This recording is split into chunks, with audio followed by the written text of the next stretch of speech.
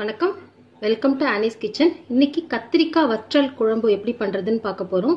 யூஸ்வலா கத்திரிக்காய் வந்து நம்ம பச்சை ஃப்ரெஷ் கத்திரிக்காய் வாங்கி சாம்பார்ல போடுவோம், இல்ல கார குழம்பு, இல்ல சாதாரணமா குழம்பு வைப்போம். பட் இது வந்து கத்திரிக்காவை வந்து நல்லா வெயில்ல 4-5 பெரிய பெரிய பீஸா கட் பண்ணி வெயில்ல ஒரு 5 நாள் காய வச்சு எடுத்தீங்கன்னா நல்லா இது மாதிரி உடைச்சா உடையணும். அந்த ஸ்டேஜுக்கு நல்லா கத்திரிக்காவை வெயில்ல காய வச்சு எடுத்து ஒரு ஏர்டைட் கண்டெய்னர்ல வச்சுக்கோங்க.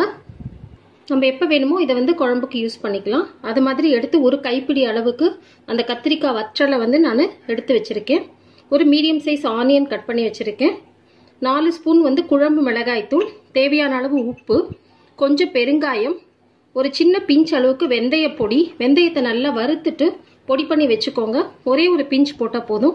கொஞ்சம் மஞ்சள் பொடி, ஒரு சின்ன துண்டு வந்து வெல்லம், கொஞ்சம் கருவேப்பிலை, நெல்லிக்காய் சைஸ் அளவுக்கு வந்து நான் புளியை நல்லா கரைச்சி வச்சிருக்கேன். நல்லெண்ணெய் யூஸ் பண்ணிக்கோங்க, அப்போதான் இந்த குழம்பு ரொம்ப டேஸ்டா இருக்கும். வாங்க எப்படி பண்றதுன்னு பார்க்கலாம்.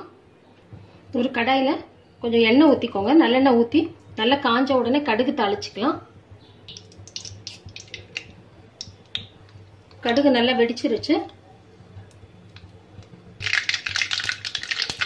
இது கூட நல்லா ஆனியன் சேர்த்துக்கோங்க. கூடவே இந்த வத்தலையும் சேர்த்துக்கோங்க.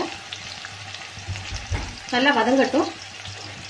நல்லா பொன்னிறமா வதங்கட்டும். வதங்கின உடனே இந்த கருவேப்பிலையை ஆட் பண்ணிடுங்க. இது கூட மஞ்சள் தூள், இந்த பெருங்காயம், வெந்தயத்தூள் எல்லாமே சேர்த்து ஒரு வதக்கிடுங்க.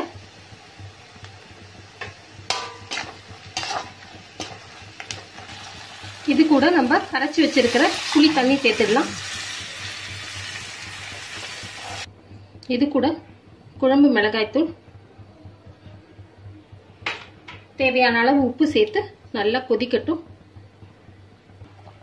ஓரளவு சுண்ட ஆரம்பிக்கும் போது இந்த எடுத்து வச்சிருக்கிற ஒரு சின்ன துண்டு வெல்லத்தை சேர்த்து கொஞ்சம் கொதிக்க விடுங்க.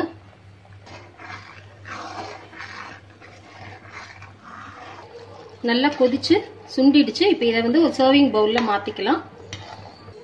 அவ்வளவுதாங்க, ரொம்ப டேஸ்டான கத்திரிக்காய் வற்றல் குழம்பு ரெடி ஆயிடுச்சு. இது வந்து நெய் ஊற்றி சூடான சாதத்துல போட்டு சாப்பிட்டா ரொம்ப டேஸ்டா இருக்கும். நீங்களும் ட்ரை பண்ணி பாருங்க.